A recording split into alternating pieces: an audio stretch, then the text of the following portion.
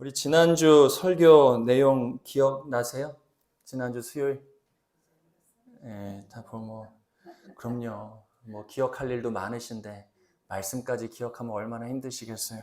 지난주에 우리 바울이 고린도 지역에 내려가서 우리 복음을 전하는데 그 사람들의 어떤 비방, 그 사람들의 어떤 조롱, 그 사람들의 어떤 핍박으로 인해 마음이 굉장히 위축되고 두려워져 있었지요.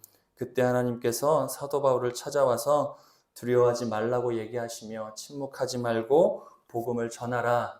주께서 그렇게 사도 바울을 위로하고 또 붙들어 주시며 정말 전할 수 없는 고린도 지역에서 1년 6개월 한결같은 믿음과 마음을 가지고 주의 복음을 전했다는 이야기가 지난주 나누었던 말씀이었습니다. 그렇게 사도 바울이 1년 6개월여 고린도 지역에서 말씀을 전하고 오늘 본문의 내용이 이어지는 겁니다. 우리가 살아가다 보면 우리 앞에 마치 큰 벽과 같이 큰 장애물이 놓인 것처럼 우리가 앞으로도 가지 못하게 되는 위기를 경험할 때가 있습니다. 막막한 순간을 마주할 때가 분명 있지요. 예외 없이 모든 사람들은 인생 가운데 그러한 때를 마주합니다. 분명히 신앙인이기에 기도하며 시작한 일이라고 생각했고 또 하나님의 뜻이라고 하는 감동도 받았고 그 감동 앞에 순종도 했는데 예상치 못한 현실을 직면하게 되는 경우가 있지요. 우리가 주를 위해 사명을 감당하다 보면 겪는 일입니다. 주님의 일이 얼마나 선합니까? 주님의 일 얼마나 거룩하고 복된 일입니까? 근데 주의 일을 감당할수록 우리의 삶에 어려움이 몰려올 때가 있다는 겁니다. 거룩한 주의 일인데 정말 주님의 일을 감당하면 복만 쏟아져야 될 것 같은데 주님의 일을 감당하다 보면 우리 마음에 낙심이 찾아올 때가 있죠. 그러니 성경에서 선을 행하고 뭐 하지 말라고 그래요? 낙심하지 말래요. 선을 행하다 보면 반드시 뭐 한다는 겁니까? 낙심하게 되는 순간이 우리에게 있다는 것이죠. 사람이 막아설 때가 있습니다. 상황이 꼬일 때가 있어요. 쉽게 열릴 것 같았던 길이 갑자기 막혀버리는 순간이 있습니다. 그냥 될 일도 되어지지 않을 경우가 있더라는 것이지요. 그럴 때 우리는 하나님이 왜 도대체 이 상황을 해결해 주시지 않을까? 왜 나에게 이 길을 열어주시지 않을까? 왜 나에게 이 상황을 허락해 주시지 않는 것일까? 의문을 품을 때가 있다는 것입니다. 그때 우리의 눈은 대개 하나님보다 누구를 보게 됩니까? 사람을 보게 되는 경우가 있어요. 낙심이 몰려오고 섭섭함이 몰려올 때면 우리의 눈은 대개 하나님이 아니라 사람에게 고정될 때가 있습니다. 나를 막아서는 사람을 볼 때 있어요. 나를 비난하는 사람에게 집중합니다. 내 길을 가로막고 있는 상황을 너무 크게 바라볼 때가 있지요. 그리고 어느새 우리는 낙심합니다. 그리고 하나님이 침묵하신다고 느끼며 하나님의 계획이 완전히 멈춘 것과 같이 우리의 믿음도 연약해질 때가 있습니다. 그러나 오늘 본문은 우리에게 아주 분명한 진리를 하나 알려주고 있습니다.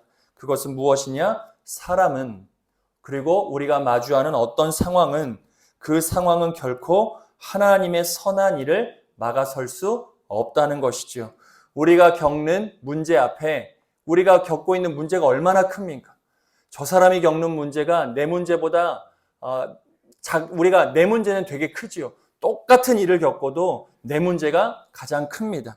그러다 보니 내가 겪는 문제로 인하여 하나님의 선함을 우리가 망각할 때가 있는데 오늘 본문을 통해 우리가 분명히 붙들어야 하는 것, 내가 겪고 있는 그 문제로 인하여 하나님의 선함은 결코 막혀지지 않는다. 그걸 볼 수 있어야 우리가 절망 가운데 소망으로 다시 일어날 수 있게 되는 겁니다.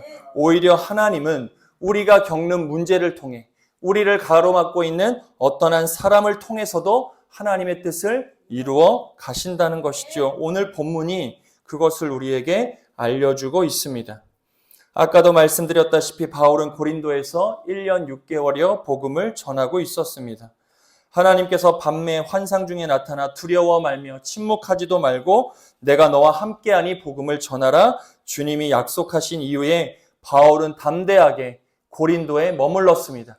자신을 비방하는 사람들을 마주하며 복음을 전해요. 자신을 비난하는 사람들 앞에서 주의 복음을 전했습니다. 그런데 바로 그때 위기가 찾아오지요. 본문 12절의 말씀을 우리 같이 한 번만 읽어보겠습니다. 갈리오가 아가야 총독 되었을 때에 유대인이 일어나 바울을 대적하여 법정으로 데리고 가서 감당할 수 없죠. 사도 바울이 어떻게 감당할 수 있습니까? 하지만 두려워하지 말라는 주님께서 밤에 주셨던 환상, 주의 말씀 가운데 사도 바울은 자신의 생각과 감정 다 내려놓고 말씀을 붙들고 일어나 복음을 전하러 나가지요. 무려 1년 6개월입니다. 그러면 이 1년 6개월 뒤에 기록되어야 될 말씀은 우리의 상식상 어떤 말씀이에요?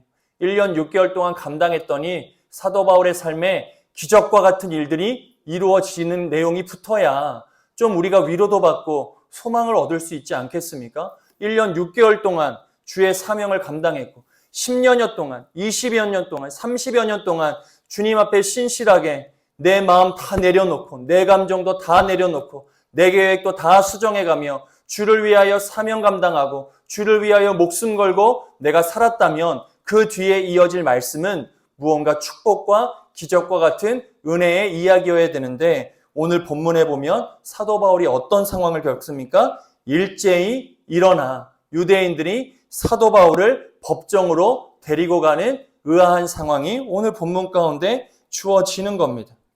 일제히 일어나 몇 사람의 개인적 반감이 아니라 그 지역에 살았던 유대인들 전체가 한마음이 되어 일제히 일어나 사도 바울을 붙들며 법정으로 지금 끌고 가고 있는 겁니다.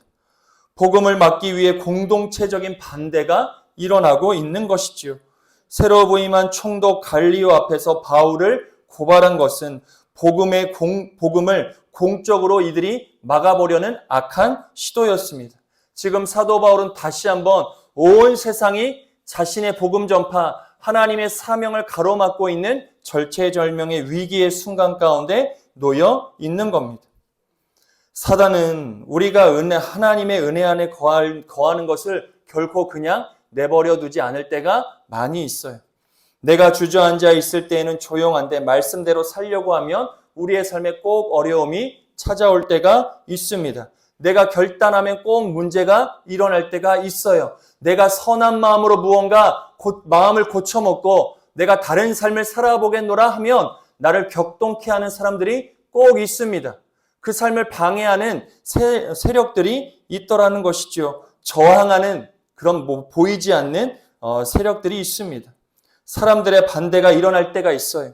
때로는 한두 사람의 반대가 아니라 일제히 일어나 내 삶을 가로막고 있는 것처럼 느껴질 때가 있습니다. 직장에서 믿음을 지키려 할 때 주위 동료들이 한 목소리로 불편해할 때가 있습니다. 가정에서 복음을 전하려 할 때 오히려 더 큰 갈등이 우리의 삶을 가로막을 때도 있지요. 이때가 매우 중요한 때입니다. 내가 하나님 앞에 선한 마음으로 결단하고 내가 새로운 마음으로 살아보려 할 때 그것을 누군가가 방해하는 그 순간이 우리 신앙에서 굉장히 중요한 때인데 이때 우리가 무엇해야 되느냐? 우리의 마음과 생각을 지켜야 할 때예요. 어떻게 해요? 낙심하지 않게 우리의 마음과 생각을 붙들어야 할 때가 은혜로 살아가기 위해 결단할 때입니다. 주께 은혜 받고 기도하고 주의 말씀을 붙들어 살아가는 우리의 모든 날들이 그래서 마음과 생각을 붙들어 매야 하는 중요한 때이죠. 우리는 매일매일 말씀 안에서 살아가야 하는 과제가 있습니다.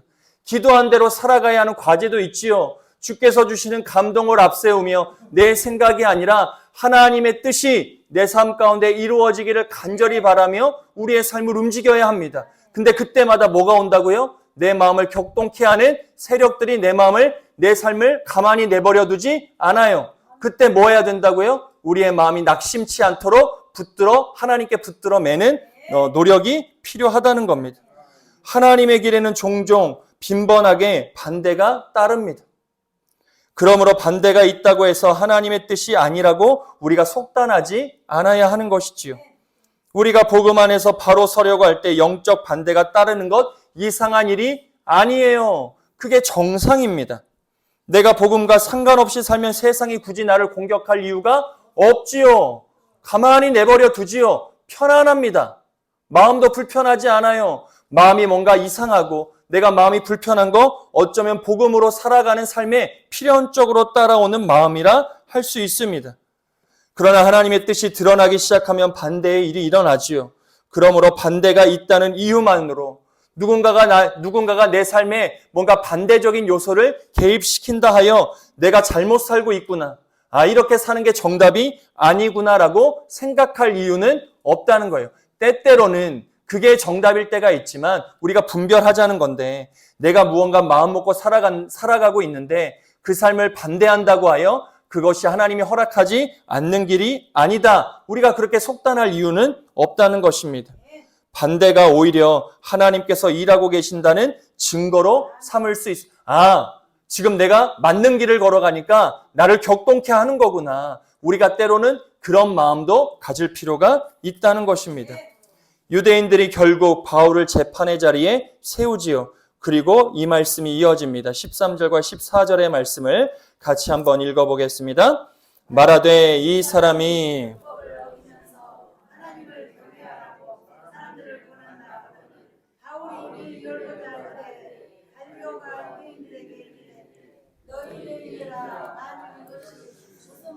일이나 불량한 행동이었으면 내가 너희 말을 들어주진 것이 옳거니와.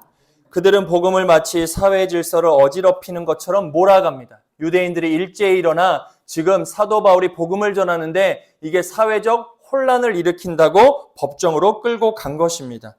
하지만 하나님은 바울의 입을 열기도 전에 하나님의 일이 먼저 주어지지요. 솔직히 바울은 자신을 변호하기 위해 나름의 방안을 모색했을 겁니다. 어떻게 하든 법정을 벗어나야 또 복음을 전할 수 있기 때문에 법정 앞에 서서 재판장인 갈리오 그 총독 앞에 내가 어떻게 변론할 수 있을지 사도 바울이 아마 머리로 끊임없이 무언가를 고민했을 겁니다. 무슨 말을 해야 내가 풀려날 수 있을까? 어떻게 설명해야 나의 억울함을 내가 해소할 수 있을까? 사도 바울이 끊임없이 고민했지요. 그런데 하나님께서 어떻게 하십니까? 바울이 그 총독 앞에 자신의 입을 열기도 전에 모든 상황을 하나님이 먼저 정리하고 계심을 볼 수 있어요. 사도 바울이 말 한마디 하지 않습니다. 사도 바울이 재판장 앞에 서서 자신의 변론, 자신이 무언가 이유를 설명하기도 전에 하나님께서 먼저 모든 상황들을 정리해가고 계시더라는 겁니다. 갈리오는 이 사건이 로마법을 어긴 범죄가 아니라 유대인들의 내부 종교적 문제라는 것을 단번에 간파하지요. 하나님께서 갈리오에게 뭔가 말씀해 주셨으니 이런 일들이 이루어지는 거 아니겠습니까? 그리고 재판을 거부하고 오히려 그들을 쫓아내 버립니다. 바울을 붙들고 온 그 사람들을 오히려 갈리오가 어떻게 해요? 쫓아내버려요. 사도 바울이 한마디도 하지 않았는데 하나님께서는 그들을 쫓아내버리더라는 것입니다. 바울은 말할 기회조차 얻지 못했지요. 하지만 그것은 실패가 아니었습니다. 사도 바울이 말 한마디 못한다고 그것이 실패가 아니었어요. 오히려 그것이 하나님의 일하심의 방식의 통로였습니다. 내가 말하지 않아도, 내가 무언가를 주장하지 않아도, 내가 고집 피우지 않아도, 내가 핑계대지 않아도, 내가 변명하지 않아도 때로는 하나님이 나보다 먼저 앞서 일하실 때가 있더라는 거예요. 우리가 그 하나님의 때를 매 순간 경험하며 살아갈 수 있어요. 근데 우리는 어때요? 내가 먼저 움직여요. 내가 먼저 판단합니다. 내 감정이 먼저 앞설 때가 얼마나 많은지 모릅니다. 하나님이 일하시기도 전에, 하나님이 어떤 상황을 조성하시기도 전에 우리가 먼저 먼저 무언가를 판단합니다. 그리고 내가 먼저 말로 모든 것들을 결정지어 버릴 때가 얼마나 많은지 모릅니다. 하루도 못 기다려요. 하루가 뭐예요? 1시간도 못 기다립니다. 1시간이 뭐예요? 5분도 못 기다려요. 바로 뭐 합니까? 카톡하고 전화하죠. 억울해서요. 억울해서 못 자요. 억울해서 밥도 못 먹습니다. 억울해서 물도 못 마셔요. 돌아서서 바로 연락하고 돌아서서 바로 내 감정을 다 쏟아버리죠. 하나님이 일하시기도 전에. 그런데 오늘 본문의 바울은 한마디도 하지 않지만 하나님께서는 하나님의 선함을 이루시기 위해 하나님이 바울보다 먼저 일하고 계시더라는 겁니다. 사랑하는 여러분, 이 은혜가 저와 여러분에게 꼭 있게 되기를 간절히 축원드립니다. 이것이 하나님의 일하심의 방식이에요. 우리는 종종 사람과 싸울 준비를 할 때가 있습니다. 나를 비난하는 사람에게 어떻게 대답할지, 어떻게 반박할지, 어떻게 내 입장을 증명할지를 먼저 생각합니다. 그런데 하나님은 전혀 예상하지 못한 방식으로 우리의 삶의 상황을 정리하실 때가 있어요. 하나님의 방식으로요.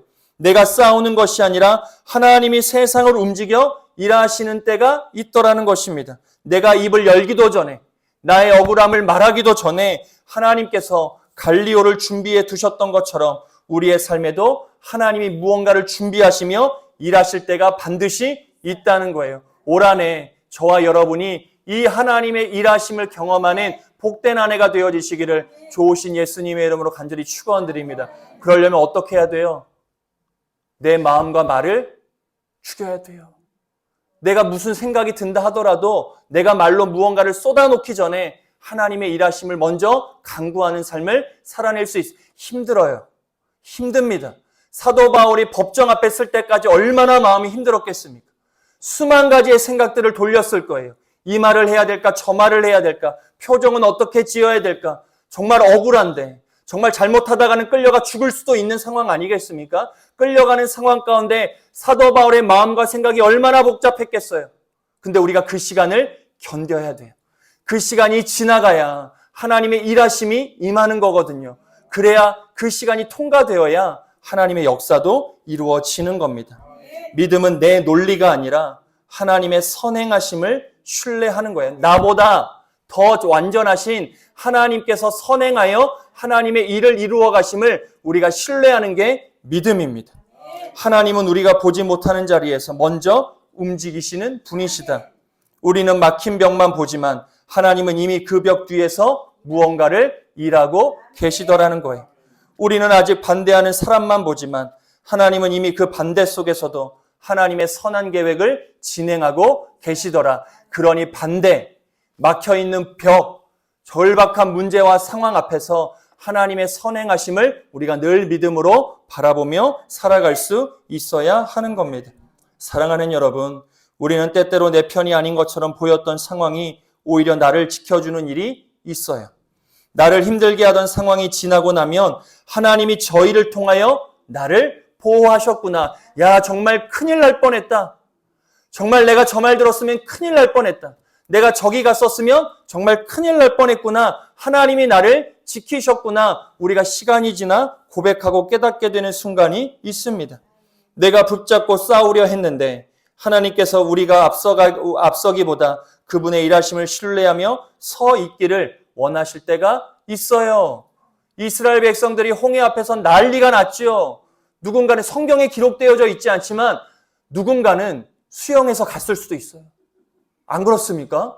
누군가는 절벽을 타고 올라갔을 거예요. 누군가는 반대로 애굽으로 돌아갔던 사람들도 분명히 있었을 거예요. 거기에 가만히 있었던 사람 아무도 없었겠죠. 누군가는 모세를 바라보며 가만히도 있었겠지만 대중의 많은 사람들은 내 힘으로 홍해를 건너가 보려고 얼마나 아등바등했던 사람들이 얼마나 많이 있었겠습니까? 그런데 그런 절체절명의 홍해 앞에 주님이 이스라엘 백성들에게 주신 명령은 너희는 뭐 하라는 거예요? 가만히 있으라는 거예요. 가만히 무엇 보라는 겁니까? 주께서 행하실 구원을 보라는 거예요. 사랑하는 여러분, 올 한해 여러분들이 무언가를 앞서 행하기보다는 가만히 있어 주의 구원을 바라보는 은혜의 한 해가 꼭 되어지시기를 좋으신 예수님의 이름으로 간절히 축원드립니다. 본문 17절의 말씀 계속해서 읽어보겠습니다. 모든 사람이 회당장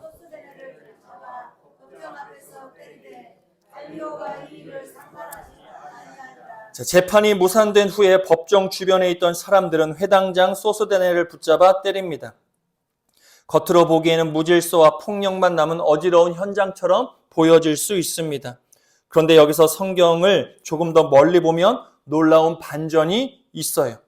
고린도전서에 보면 사도 바울이 편지를 쓸 때 편지를 받는 사람에 대한 이름을 명명할 때가 있습니다. 고린도전서 1장 1절에 보면 바울은 형제 소스데네에게 편지를 남기는 이름을 기록하고 있습니다.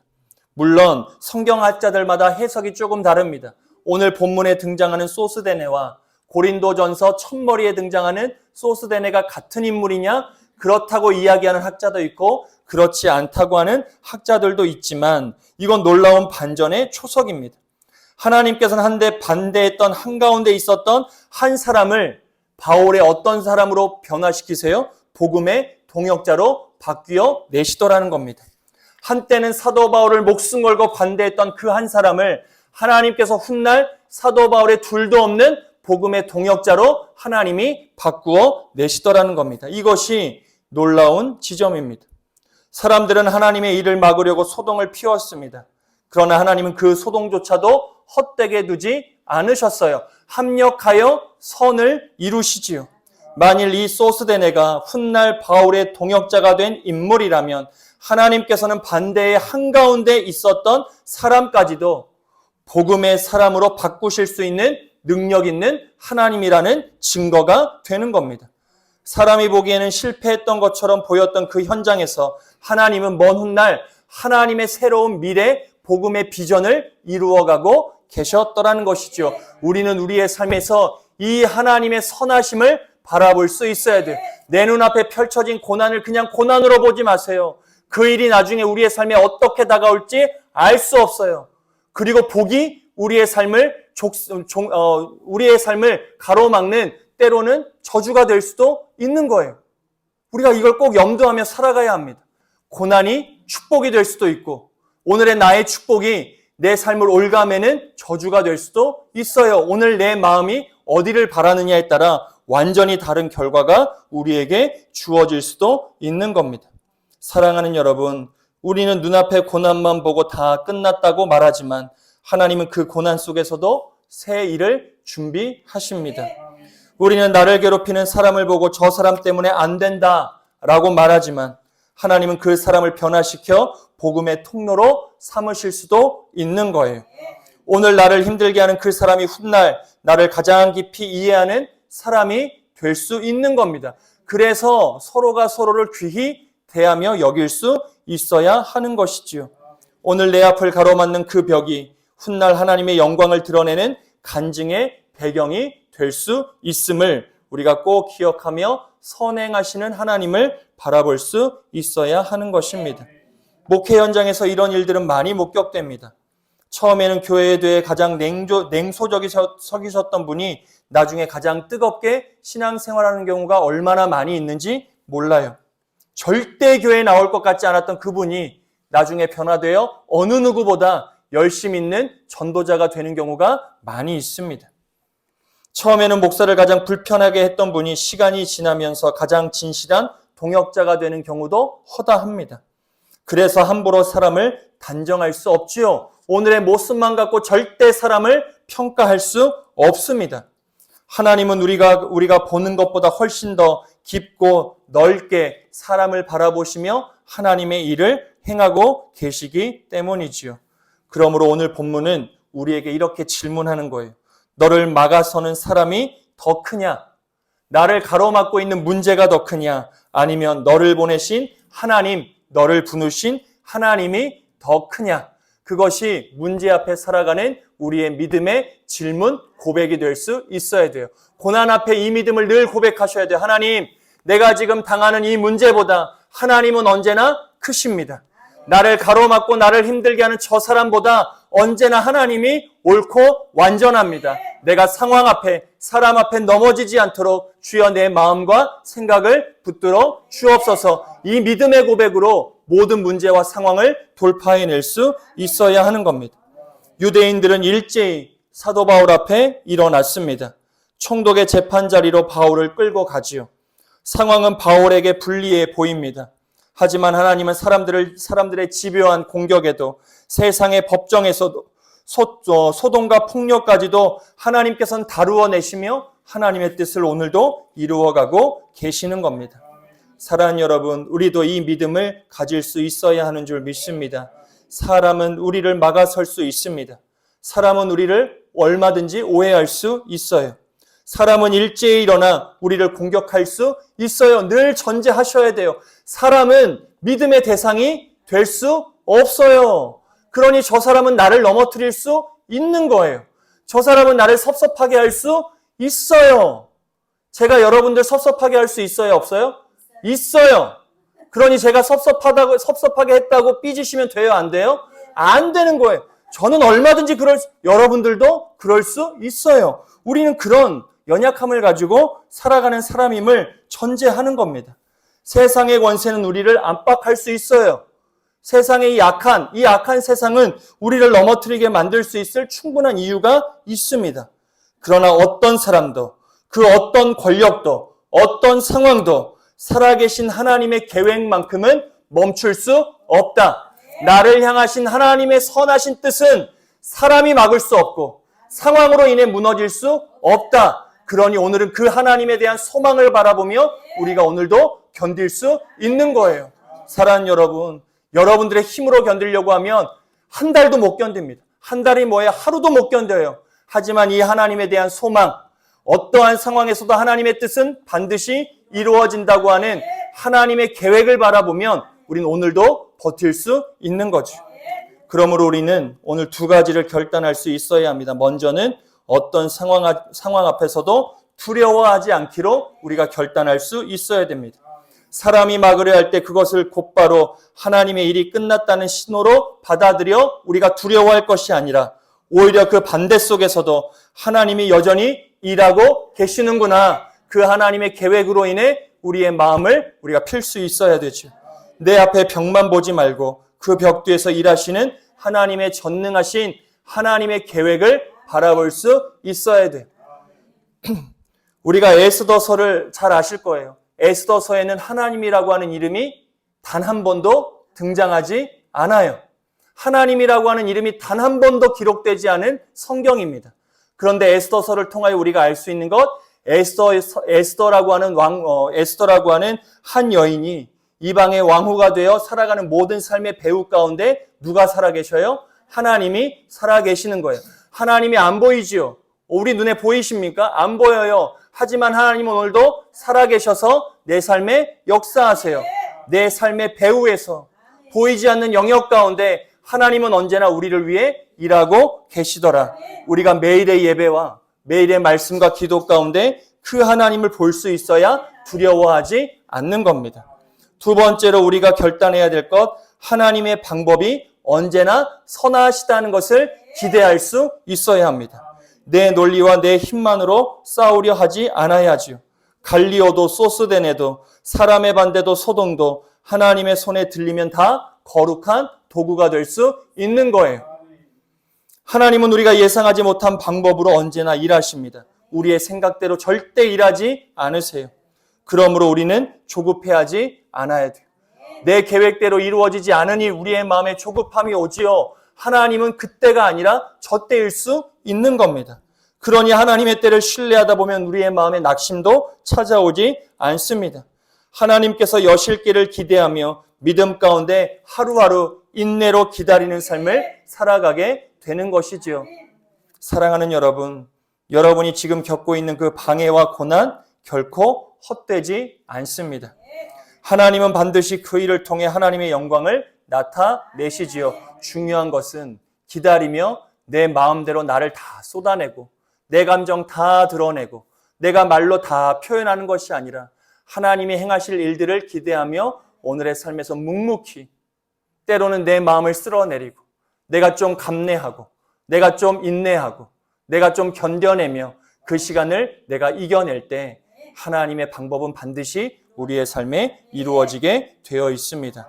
사람이 아무리 막아도 그 일은 이루어집니다. 아무리 우리 앞에 태산과 같은 벽이 놓여 있어도 그 일은 이루어지게 되어 있습니다. 오늘도 하나님은 여러분의 삶의 자리에서 일하고 계심을 꼭 믿음으로 바라보시며 여러분들의 삶의 자리에서 새 일을 행하시는 하나님의 은혜를 매일같이 경험하며 살아가는 저와 여러분의 복된 삶이 되어지시기를 좋으신 예수님의 이름으로 간절히 축원드립니다.